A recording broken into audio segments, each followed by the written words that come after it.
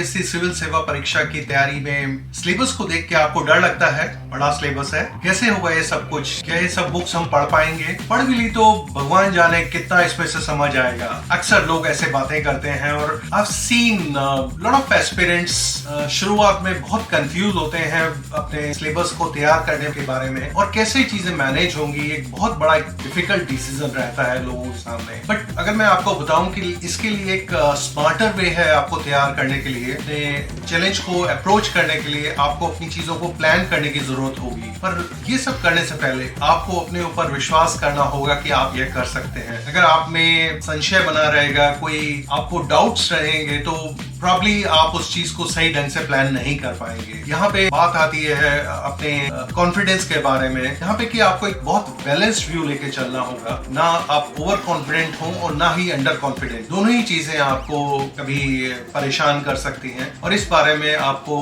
बहुत अलर्ट रहना होगा जब आप तैयारी शुरू कर रहे हैं। इसीलिए हम लोग बात करते हैं सेल्फ असेसमेंट की। जब आप तैयारी शुरू करते हैं उससे पहले अगर आप अपनी स्ट्रेंथ और वीकनेसेस के बारे में जानते हैं तो आपके लिए तैयारी बहुत आसान हो जाएगी। बात करें पढ़ाई की, बुक्स को कैसे लें, क्या पढ़ें, कहां से पढ़ें, कितना पढ़ें, तो रैंडमली अगर आप कोई भी बुक पढ़ते हैं और बस एक रीडिंग स्टार्ट कर देते हैं तो शायद ये इतना इफेक्टिव, इतना प्रभावी नहीं होगा। एक बहुत ही मैसिव सिलेबस है जहां आपके पास इतने सब्जेक्ट्स हैं और हर सब्जेक्ट में कुछ टॉपिक्स के लिए हो सकता है आपको अलग अलग बुक्स के ऊपर डिपेंड करना पड़े। और अगर आपको लगता है कि ये डिफिकल्ट है और कैसे मैनेज होगा, तो आप अकेले नहीं हैं। शुरुआत में तकरीबन सभी एस्पिरेंट्स के साथ ऐसी ही कुछ फीलिंग होती है और यहाँ पे इसीलिए बात आती है कि शुरू में जो आपके मन में जितने भी क्वेश्चंस आते हैं उन क्वेश्चंस का आप आंसर पा रहे हैं कि नहीं, और उनको जितने भी आपके पास जो डाउट्स हैं उन डाउट्स को जब तक क्लियर नहीं कर रहे हैं तो आपके लिए तैयारी इतनी इफेक्टिव नहीं होगी। आप ये तो सुनते ही होंगे कि ये एग्जाम ऐसा है जहाँ पे कि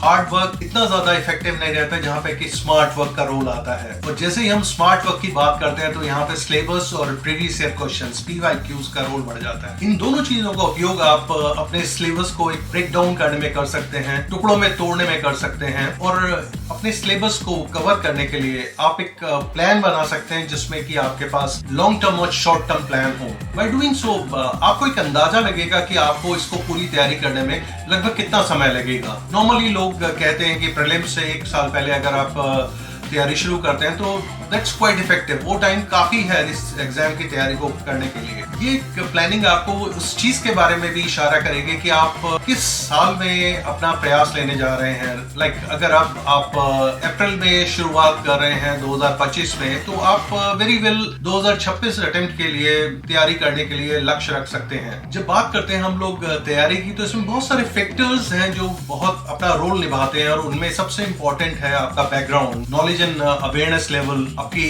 पढ़ने की स्पीड और कितनी तेजी से आप उस चीज को ग्रास्प कर पाते हैं, समझ पाते हैं, और आपका अटेंशन स्पैन कैसा है। आप तैयारी में कितने लंबे समय तक एक सीरियस तैयारी करने के लिए आप अपने आप को तैयार कर सकते हैं। जब आपका एक ब्रॉडर प्लान बन जाता है उसके बाद आप उस प्लान को quarterly, monthly, weekly, even daily और आप उस चीज को कई बार आवरली बेसिस पे भी अपनी चीजों को प्लान कर सकते हैं। किस चीज को कैसे कवर करना है, किस सब्जेक्ट के लिए आपने कितना टाइम देना है, और उस चीज को आप अपनी जो प्रायोरिटीज हैं, आपकी जो स्ट्रेंथ और वीकनेसेस हैं, उनको ध्यान में रखते हुए प्लान कर सकते हैं। और इसके बाद बात आती है एग्जीक्यूशन की। आपने जो प्लान किया उसको डेली बेसिस पे आप उन टारगेट्स को अचीव कर पाए, ये आपका लक्ष्य होना चाहिए। और अगर आप ऐसा कर पाते हैं तो आपको लगेगा कि तैयारी आपकी पकड़ में है। और कहीं अगर मिसेस होते हैं तो उसके लिए आपकी प्लानिंग ऐसी होनी चाहिए जहाँ पे कि थोड़ा सा आपके पास स्पेस है, कुछ बफर टाइम रखते हैं आप कि अगर कुछ चीज छूट जाती है, किसी दिन अगर कहीं तैयारी में कोई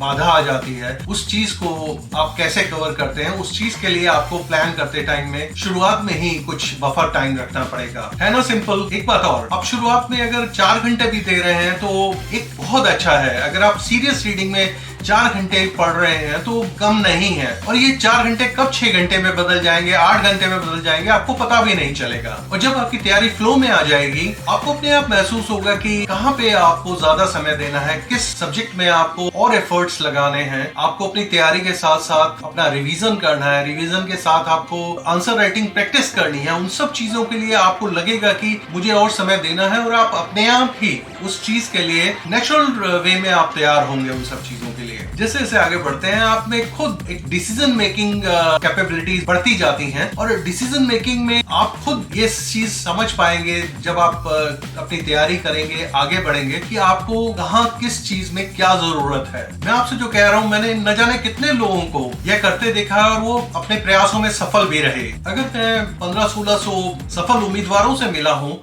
तो न जाने कितने अनगिनत एस्पिरेंट्स से जो तैयारी कर रहे थे या जो कहीं सफलता का सामना कर रहे थे, सक्सेस जिनको नहीं मिल पाई, ऐसे हजारों लोगों से मैं मिला हूं और मैंने इन सब चीजों के बारे में देखा है। और प्लानिंग एक ऐसी चीज है जो आपकी परफॉर्मेंस को ट्रांसफॉर्मेशन हो जाता है आपकी तैयारी में जब आप प्लानिंग के साथ तैयारी करते हैं। शुरुआत में तो बहुत प्रेशर होता है।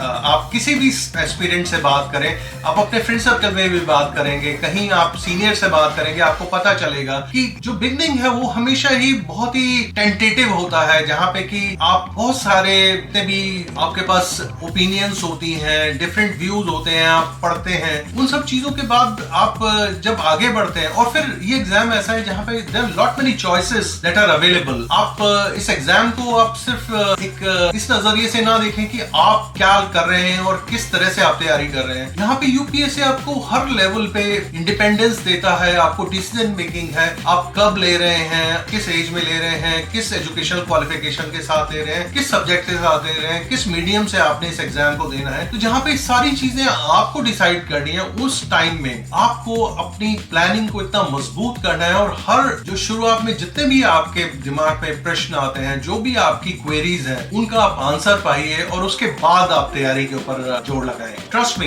With the right strategy is doable. और एक बात और, इट्स ऑल अबाउट कंसिस्टेंसी। आपको एक मेंटेन करना पड़ेगा डेली रूटीन, आपको एक हैबिट बनानी पड़ेगी, right from newspaper reading to जो आप सब्जेक्ट्स पढ़ रहे हैं, जिस सीक्वेंस में आप पढ़ना चाहते हैं। बिकॉज हर स्टूडेंट की, हर कैंडिडेट की एक अलग तरीका होता है तैयारी का। कुछ लोग एक सब्जेक्ट को घंटों पढ़ सकते हैं, दिन पूरा पढ़ सकते हैं। कई होते हैं कि 1-2 घंटे में बोर हो जाते हैं, फिर वो सब्जेक्ट चेंज करके फिर दूसरा सब्जेक्ट पढ़ते हैं। और आप जैसी भी आपकी नेचर है, जिस हिसाब से आप अपनी तैयारी को आगे बढ़ाना चाहते हैं, प्लानिंग के हिसाब से चलें और आगे बढ़ें। Consistency is a magical word. और आप 2-3 महीने तैयारी तो कीजिए, आपको खुद नजर आएगा कि कितना फर्क है आपके अंदर। आप तैयारी शुरू करो, आप कोई छोटा स्टेप क्यों ना लो, कोई भी बुक जो आपकी पसंद की है, जिसमें आपका इंटरेस्ट है विषय में, उस विषय की पुस्तक को उठाइए और बस शुरू हो जाओ। Wish you best of luck. God bless you.